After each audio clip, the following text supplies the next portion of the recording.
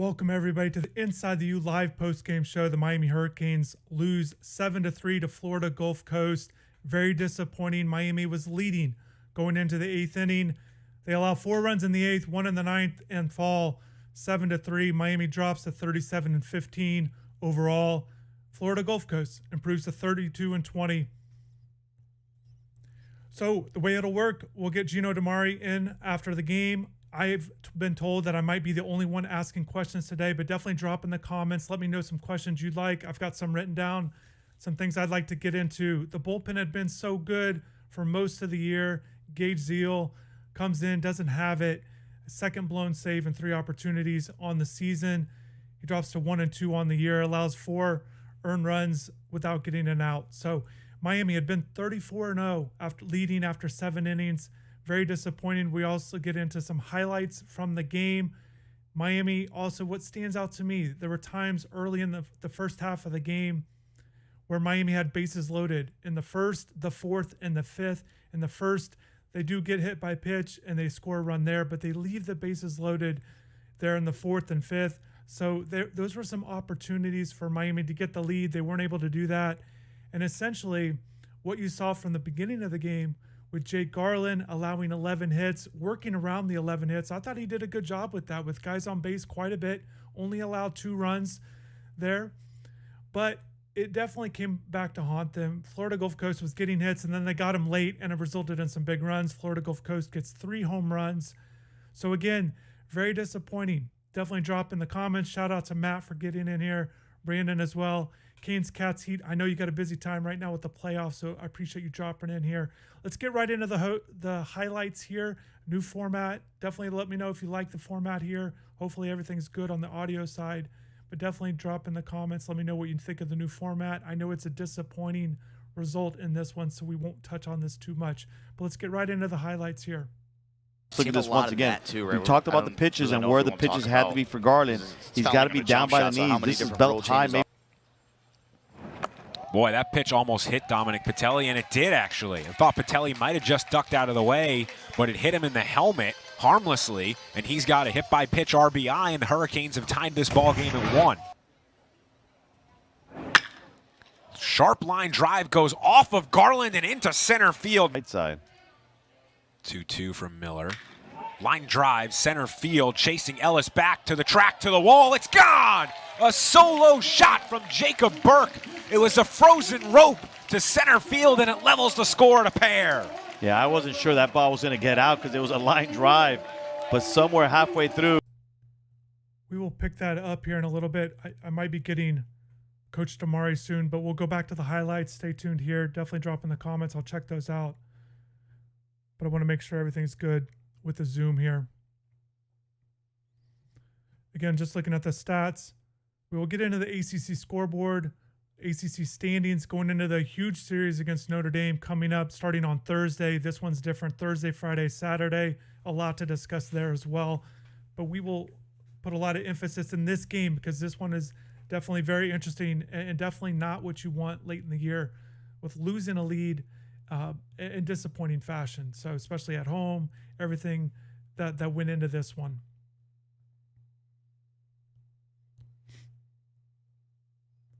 Just real quick, an update on some injuries. Max Romero was out today with an illness. It was said that it was day-to-day, so we'll see on that. Edgardo Villegas missed his 4th game with a head injury after getting hit in the head with a pitch last week against UCF. He was not in there today. And then also, we've not seen Renzo Gonzalez since May 8th, so I'm curious if there's something going on there. Hopefully I can ask Gino about these 3 guys. But certainly a lot of focus on the left on base early in the game with the bases loaded, but also obviously that 8th inning, giving up the 4 runs, giving up the lead. A lot of bullpen guys saw action today. Garland comes out after 77 pitches. I'm curious if there was thinking of that, but it's tough because the bullpen had been so good. You're not expecting something like this, but as you can see, after Garland left, McFarland, clean inning, clean 7th inning, 3 up, 3 down, and then it all falls apart. Just any guy they put in there, starting with Gage Zeal, just wasn't able to get the job done, allowing runs there. So Dubberly does finish it off, but by that point, down 7-3, the damage was done. And Miami was not getting hits. That was kind of what stands out too. 3 runs on 8 hits, 2 errors, 12 left on base. Florida Gulf Coast, 7 runs, 15 hits, no errors, 11 left on base.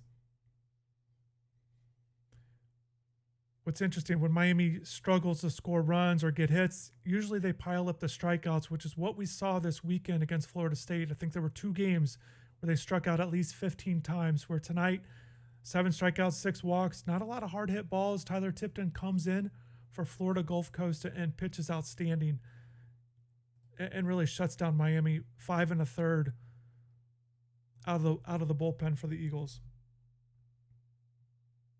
Still waiting for Coach DiMare. I'm not sure if we're going to get players afterwards. Certainly I would like to, even with the loss, but sometimes they don't allow that. But I'm glad or hopeful that we'll be able to get DiMare.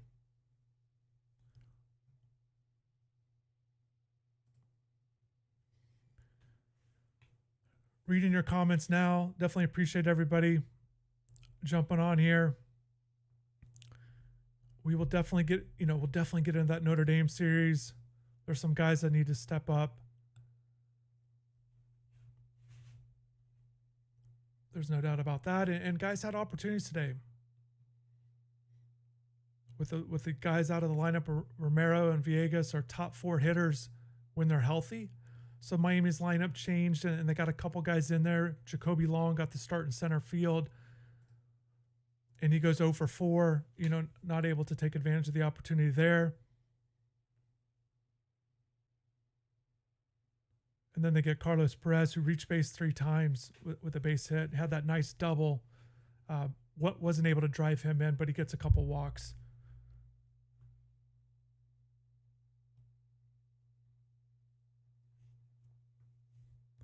Still just waiting. I will definitely get back into the highlights, touching on the injuries, touching on the bullpen. Gage Zeal, just disappointing there. All 4 batters he faced reached base, including a home run. It gives up a double as well, but the home run was certainly big. Kind of got it started there in the 8th, tied the game at 3. And just wasn't able to bounce back. I think that's what was disappointing is, yes, you give up the home run. Yes, you blow the save, but they're still in it. It's 3-3, nobody on base, and he just wasn't able to regroup after that. And I don't know. We'll see what Coach has to say about that. If he felt like he was rattled, if he felt like his pitches were in bad spots, whatever it might have been. But they were able to just get runs after that, and essentially he wasn't able to get past that home run with better results.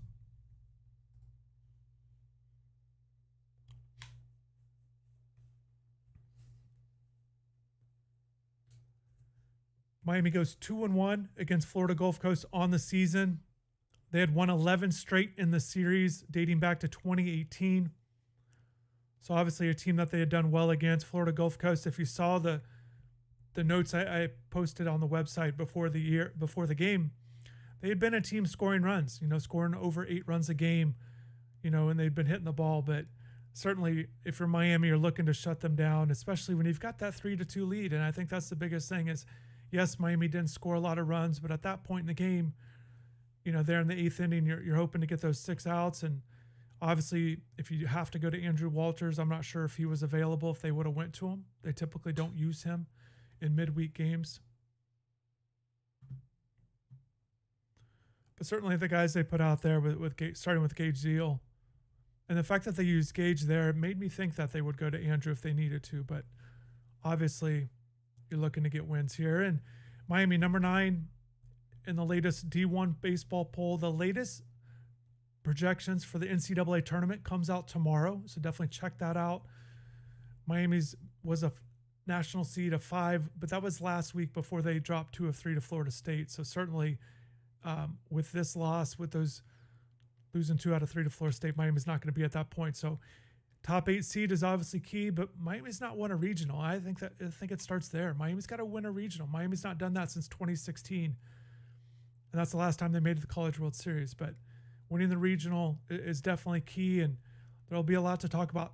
Just to let you guys know, planning on doing live post-game shows the next 3 games, every game after Notre Dame. I want to let you guys know that. This is the first time I've done a full series, so I'm looking forward to that.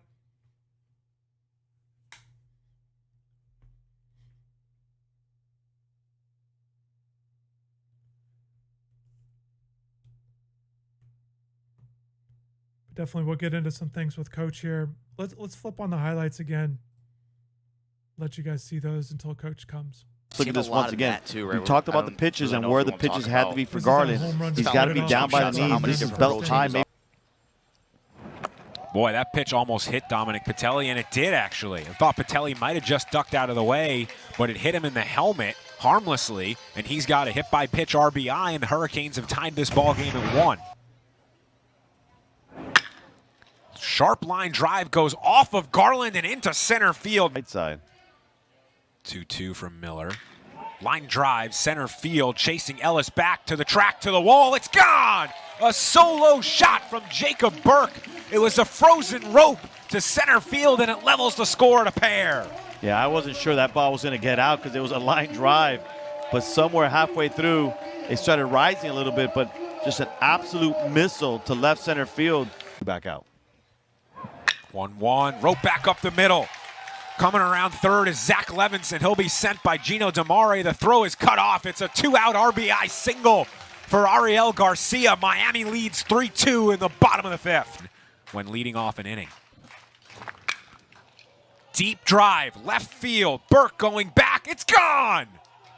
A solo home run from Alejandro Figueiredo to lead off the 8th inning, and it's all tied at 3. Bring Zeal into the game and just has struggled. That ball out over the plate, and Povey, who you mentioned, the 13 home runs, a very capable hitter at the plate. Line drive left field. Burke has it lined up. He comes in throwing to the plate, and it's cut off by Morales. FGCU has scored 4 runs. Miami needs one more man to keep its hopes alive, and it was.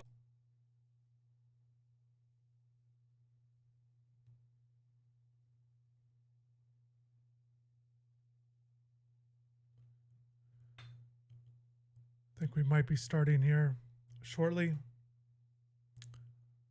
You know, just kind of watching the highlights, and Ronaldo Gallo's a guy I was planning on talking about. He comes in there with tough situation, but he walks it better. I think we're getting started here. Gino, can you hear me? Yes. Okay, we have Hurricanes head coach Gino DiMare. Gino, if you can start with an opening statement, and then we'll go into questions. Well, just overall disappointing game where we performed. We just didn't play well. And, you know, I thought the guys were in a good state of mind going into the game. We talked to them and felt like everybody had good body language and was positive and moving forward from the, you know, the weekend series.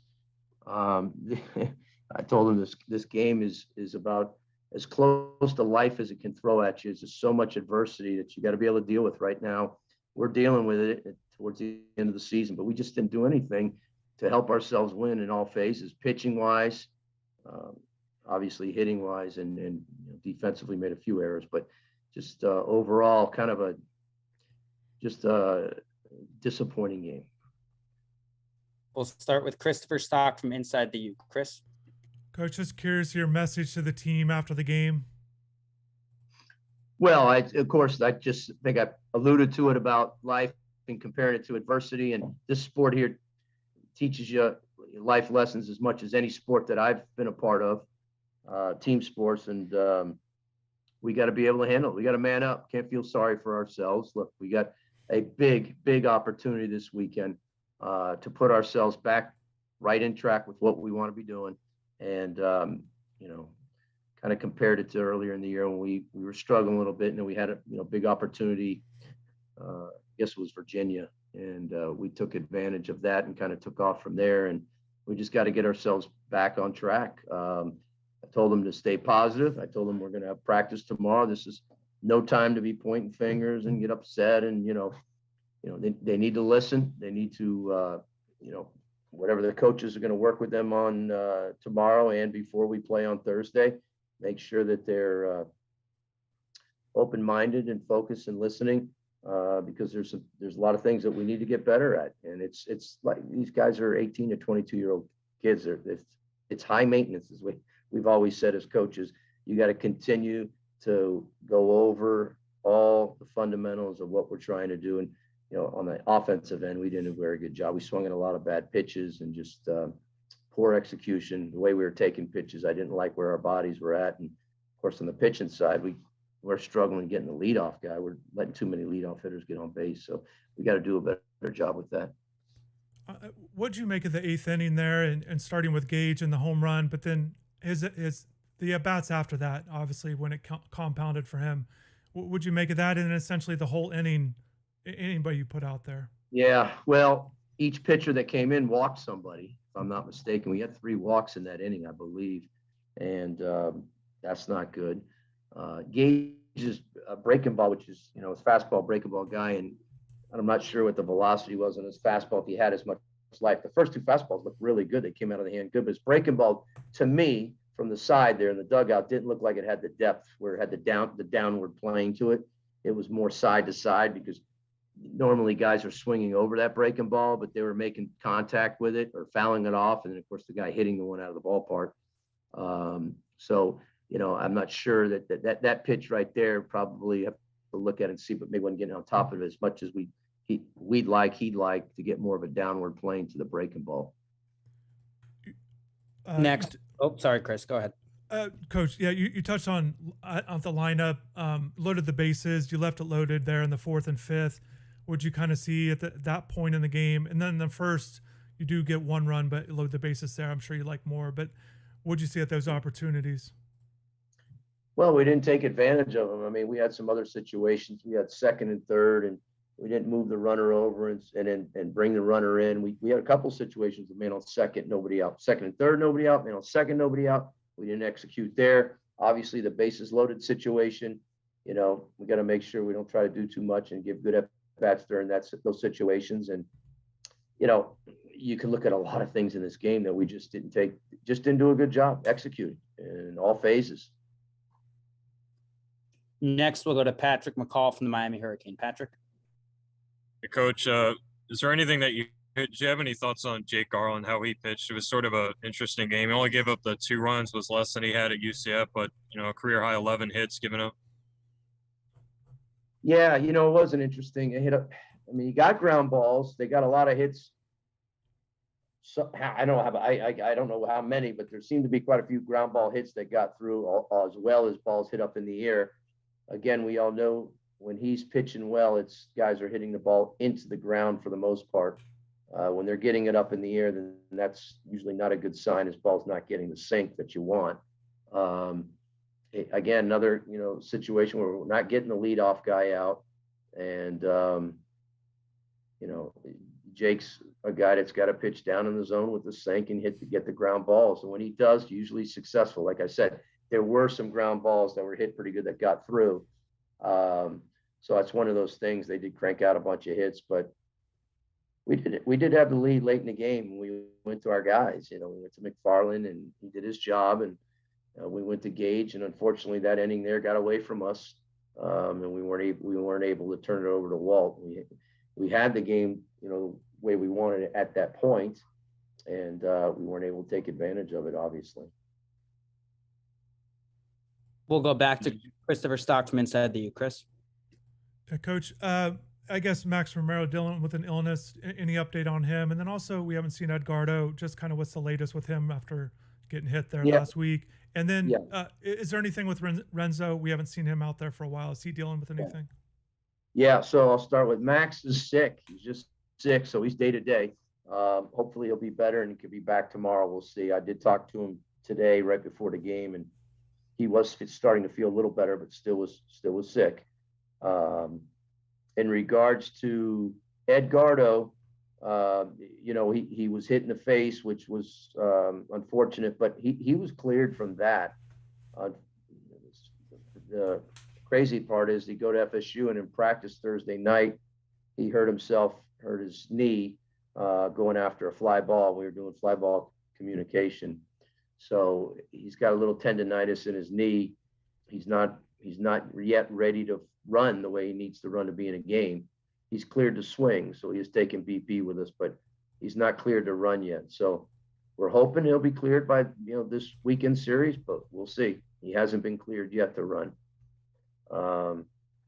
And then the last one, Renzo, that's all stemming from that slide into home plate, not last week, a weekend before, against North Dakota State. He's okay. X-ray showed nothing there, but it's the wrist, the hand injury is always tough swinging the bat. He was in the lineup today in terms of he was available to run. I should say he was available when in the lineup. He was available to run if we needed a pinch runner, but he's not yet ready to swing. He did take some swings off a tee and maybe some soft toss, but he's not quite ready to swing. Again, not sure if he'll be ready this weekend or not. And then if you could just, I know you're focused on this one, but again, Notre Dame coming up, you touched on goals still at hand and obviously a lot to play for. Can you just speak on this series and the importance of this one? Well, it's extremely important for a number of reasons. We're still in first place last I checked in the ACC. So we're battling for that to try to finish the regular season in the one spot. That way we can determine how we want to use our pitching and what days we want to play in the tournament. If we can do that, that would be a beneficial thing for us. Maybe more than anything is just get ourselves back to playing good baseball and getting some confidence back. And again, we do have some guys out. We had our 2-hole and our 4-hole or 3-hole, 4-hole, whatever you want to call it. Max and Edgardo out. And of course, Edgardo's been out for a little while, but guys got to step up. Teams get injuries all the time, and players have to step up. Players that are getting the opportunity to play need to take advantage of it, and the players that have been consistently playing need to step their game up because we're short a couple starters. So that's when teams, got to really pick each other up, and we haven't done that. We didn't do that really a whole lot there with FSU, and we didn't do that today. So, but still a lot to be played for. We're still battling to host a regional and possibly a super regional. I mean, if we can play well and win the series and play well in the ACC tournament, I would think that we have a chance of hosting both. But we got to worry about Thursday and getting ourselves back on track. Need a good outing from Carson. We need our lineup, to get better taxing at bats. Notre Dame is a very good team, very well coached. They're one of the better pitching teams in the conference, and it's going to be a big challenge. Our last question for Gino comes from Patrick McCall. Patrick? Is there any one thing you want to work on sort of going into this Notre Dame series, one aspect of the game? I know your offense didn't show up as big as it had against their last midweek opponent, UCF, but also the pitching staff, obviously the relief from Gage Deal wasn't as great as has been in the past. Is there any one aspect you really want to work on heading into this series? I don't know. I mean, Gage threw really well in the outing he threw against FSU. He threw the last 3 innings, I think, there when we won game 1, 8-2. So he threw really good there. And, we just need to be a little more consistent overall. The pitching needs to be a little more consistent. I mean, I think I touched upon, I don't know if there's one thing. The main thing, if you're asking one thing, we better stick together as a team. We can't, fold in the tent here, my goodness, and start doubting ourselves. We've had a very good year up to this point. We're going through a little rocky road here, and we've got to battle through it. And this is part of baseball. It's very hard to go through an entire season and not have any bumps. We're happy to get in some bumps here at the end. To me, that's the biggest thing with the mentality part of it, is making sure our team still stays focused, stays positive and confident. All that other stuff we got to work on in terms of the fundamentals and things like that in practice and get some things right. Gino, thank you for your time. Thank you. Thank you.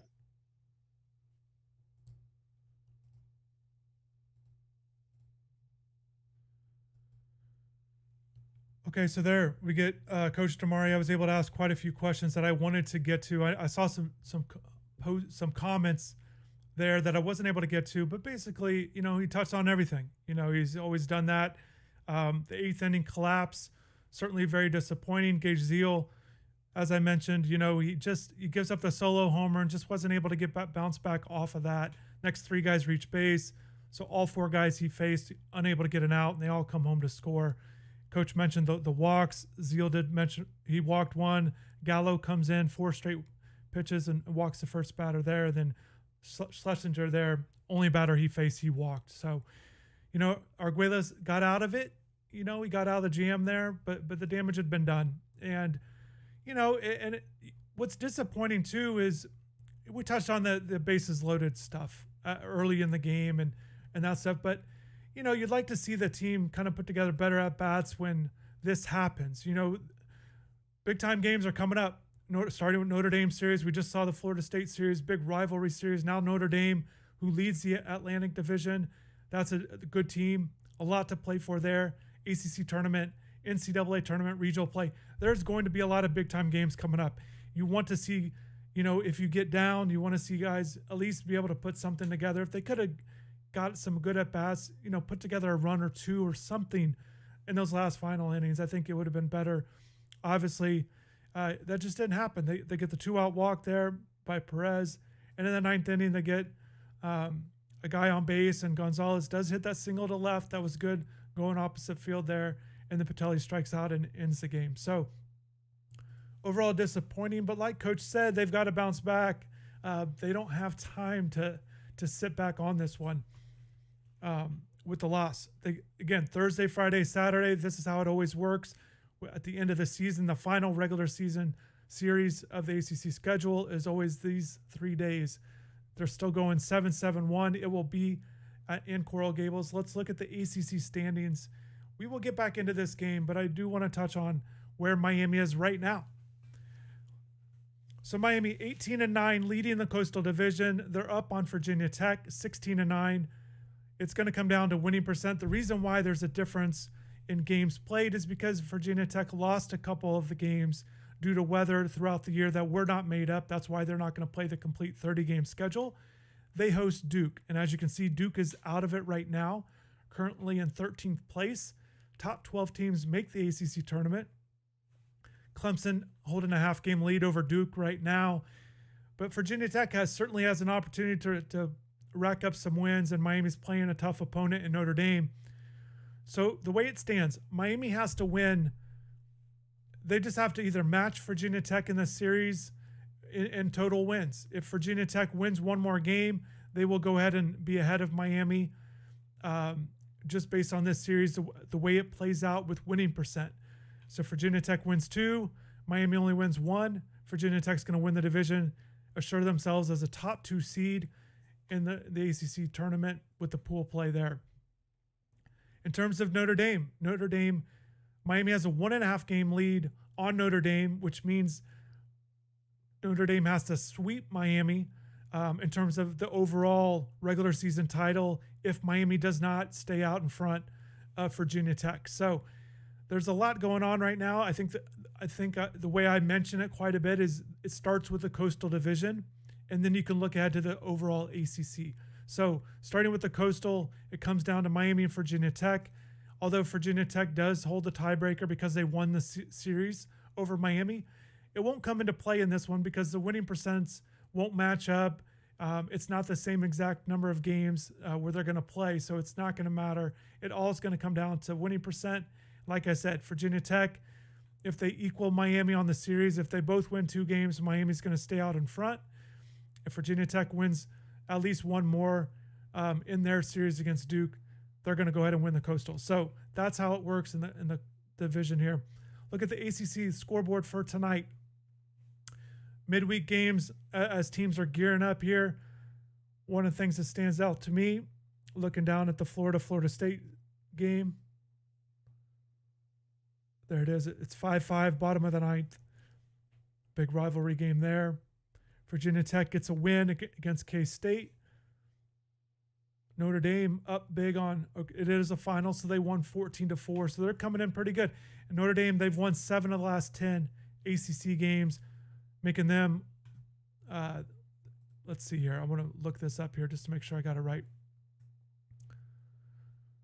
Notre Dame and Virginia Tech, coincidentally, the 2 teams that Miami's going against, in the standings, that are the hottest teams in the ACC over the last 10 conference games. Both teams are 7-3 in their last 10 conference games. In comparison, Miami's 5-5.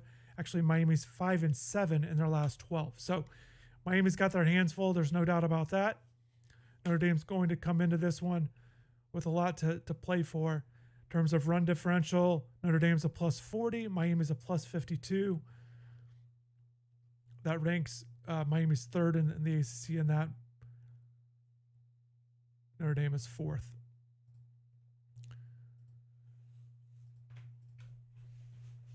Let's go ahead and wrap this up.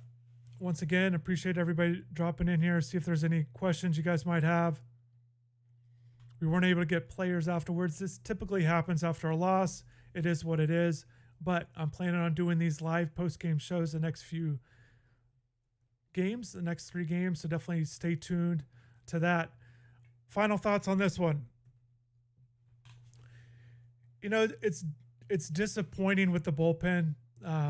It's disappointing that they weren't able to close it out when you've got that 3-2 lead. What does this mean? Hopefully Gage, as a true freshman in his first year, is able to bounce back from this outing. He did blow a save earlier in the year. He doesn't have very many save opportunities. He did pick up a 3-inning save for his first save in his career, but he's now 1 for 3 in save opportunities. So it's disappointing. Again, Miami had been 34-0 after leading after 7 innings. You're definitely not wanting this to continue. Miami's been strong in the back end.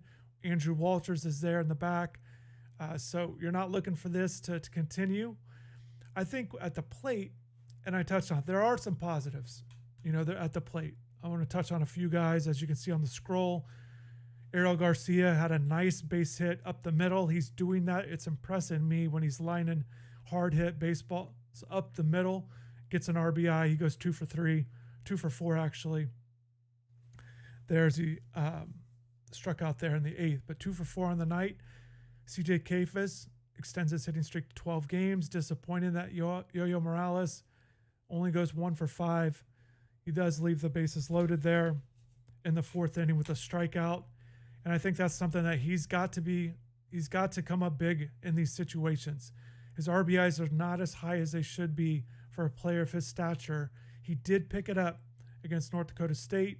That was great to see. However, these are big-time games, and you need him to drive in runs moving forward. He had a disappointing game against a 4-strikeout game against Florida State over the weekend, and this is not what he's looking for in this one. He did kind of hit a line drive that was just caught in left field there in the 9th, but it didn't fall, and results are what counts. So hopefully he picks it up.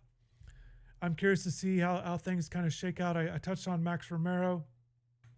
I know Matt was asking about J.D. Jones. Look, J.D. is just slotted into that 3rd catcher spot. You know, that's just where they think he is. Carlos has a year of experience under him. They believe in him, and they actually came into the year thinking Carlos was going to be a middle-of-the-lineup guy. Certainly he's not hit that well to warrant that now, even in the DH spot. He does get in there at times, and I wouldn't be surprised to see him in there because, you know, they've been going with Romero, you know, kind of 1 DH start if he's able to play these next few games. So we'll wait and see on that, as you heard Gino talk about him. But, you know, I think all hands on deck. Gino's talked a lot about catching, and look, pros have to catch all 3 games and multiple days. So on the flip side, I would not be surprised if Max is ready to go, if he's healthy and he's ready to go, that he steps up and does well there. He just had a hitting streak. He's been hitting the ball well, really driving the ball, and they need him in the lineup, as you saw tonight. And I think that's what you see when guys are missing. They just don't have the lineup at times to really drive the ball. 8 hits on the day, 2 extra base hits. Burke hits his 11th home run. That was another positive. He goes to center field. It was an estimated 440-foot shot, according to the TV broadcast. Certainly, he's been driving the ball, and that's exactly what they need from him late in the game here. And Perez got that double right center field, I think, and that was it for extra base hits. So I'm going to wrap this up. Those are my final thoughts. Disappointing. They, like Coach said, they've got still everything to play for. We will see how it goes. Miami's not done well in ACC play, 5-7, as I mentioned. In their last 4 ACC series, they've only won 1 of those. They've dropped the other 3. Miami can't afford to drop this one, because if they do, they could lose the division. They could lose a chance of winning their first ACC regular season title since 2016, which I think would be a great accomplishment if they're able to do that. And certainly still in position for a national seed. I think regardless, they are still in position to be a host. Last week, in the last projections, there were 5 ACC teams that were going to host. Based on the projections, Miami is still a top 5 team in the ACC regardless. So I expect them to still host. It's just getting that top 8 seed. So wrap it up. Disappointing. Miami drops to 37-15, losing their first game to Florida Gulf Coast in 12. Their last 12 meetings, Florida Gulf Coast improves to 32-20. Miami 3 runs, 8 hits, 2 errors, 12 left on base. Florida Gulf Coast 7 runs, 15 hits, no errors, 11 left on. I want to thank everybody for stopping by the live Inside the U postgame show. Hopefully you have a good rest of the day and take care.